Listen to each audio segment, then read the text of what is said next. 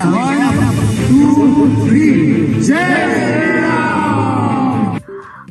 राम मंदिर का चर्चा ही कम नहीं हुआ कि एक और खबर सामने आई है। पाकिस्तान के मुसलमान अभी मातम करना खत्म भी नहीं हुआ था कि फिर से एक नया जो है न्यूज आ गया। इससे पूरे पाकिस्तान के मुसलमानों को और भारत के चंद मुसलमानों को फिर से खुजली मची है, फिर से प्रॉब्लम स्टार्ट हो गया कि लो भैया इनोग्रेशन करने जा रहे हैं पीएम मोदी। दुबई के अंदर जो सबसे बड़ा लार्जेस्ट टेंपल है बनाया गया। 22 जनवरी 2024 को इस लैंडमार्क डे, इस न्यू बिगिनिंग, राम की जन्मभूमि 9000 साल पुरानी कि जब फॉरेन इन्वेडर्स यहां पे आए उन्होंने 60,000 मंदिरों को तोड़ के मस्जिदें बनाई।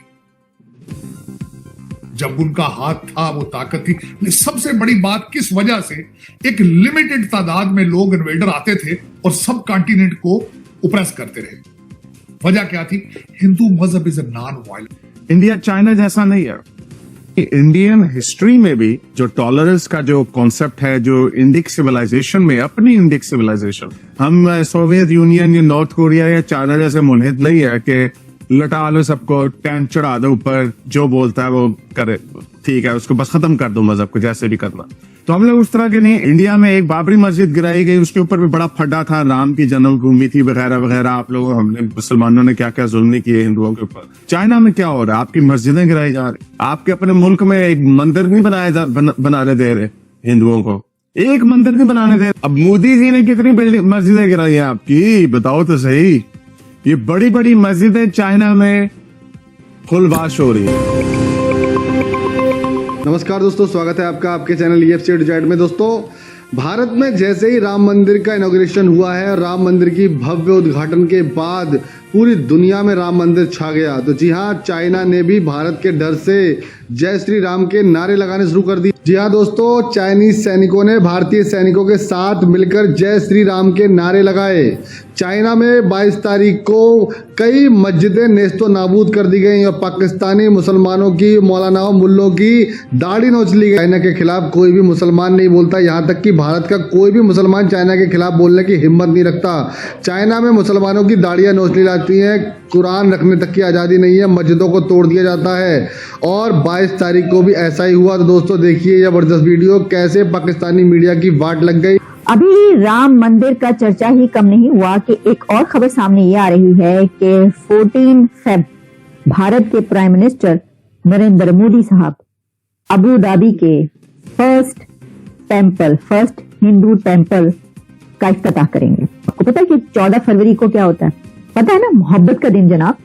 तो मुझे लगता है कि मोदी साहब ने ना चुन चुन के वो वाली तारीखें और डेट्स और दिन रखे हुए हैं कि वो कह रहे हैं कि खूब जलाओ और जितना हो सकता है ना बस जला के राख कर दो। इसकी वजह ये कि आपको पता है इस सिलसिले में कुछ लोगों की तरफ से प्रोटेस्ट किया गया, वो भी आपके सामने रखेंगे। लेकिन पहले ये कि जो हसन सिंधवानी है अबू धाबी के, जो है ना, वो बहुत ज्यादा उसको उजागर करते हैं और बहुत एम्बेसडर के तौर पर जो है ना बड़े काम करते हुए दिखाई देते हैं।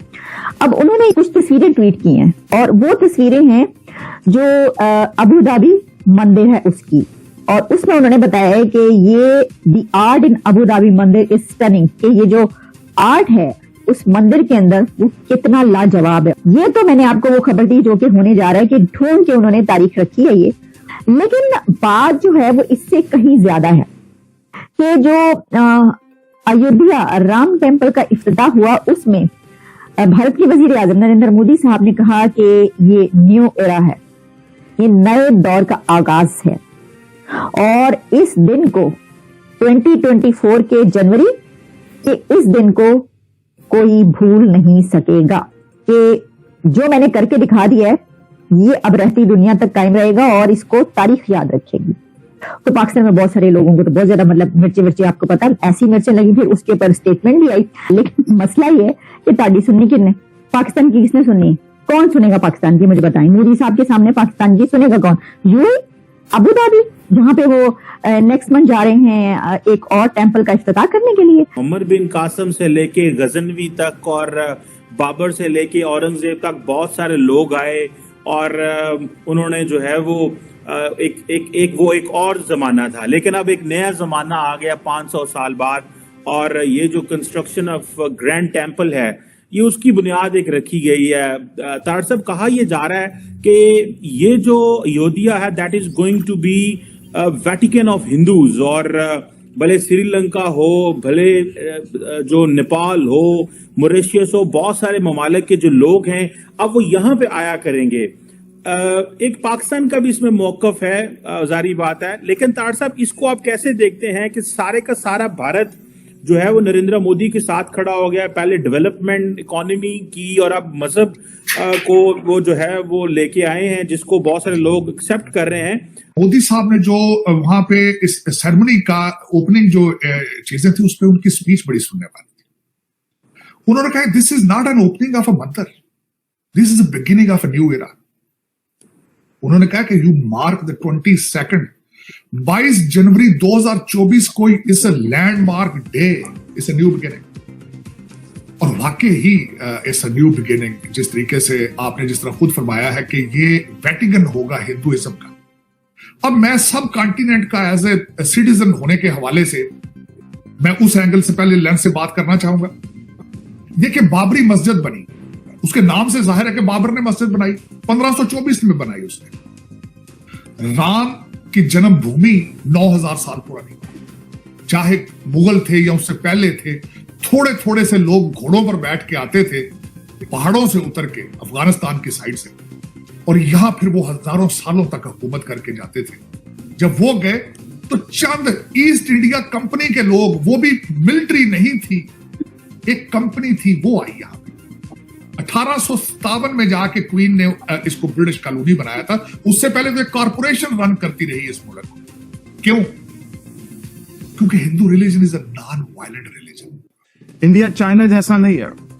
इंडियन हिस्ट्री में भी जो टॉलरेंस का जो कॉन्सेप्ट है, जो इंडिक सिविलाइजेशन में, अपनी इंडिक सिविलाइजेशन, हम लोग उस तरह के मुल्हिद, हम सोवियत यूनियन या नॉर्थ कोरिया या चाइना जैसे मुल्हिद नहीं है कि लटा लो सबको, टैंक चढ़ा दो ऊपर, जो बोलता है वो करे, ठीक है, उसको बस खत्म कर दो मजहब को, जैसे भी करना। तो हम लोग उस तरह के नहीं, इसलिए हम लोग चाइना के सपोर्ट में नहीं बोलते, चाइना के खिलाफ बोलते हैं।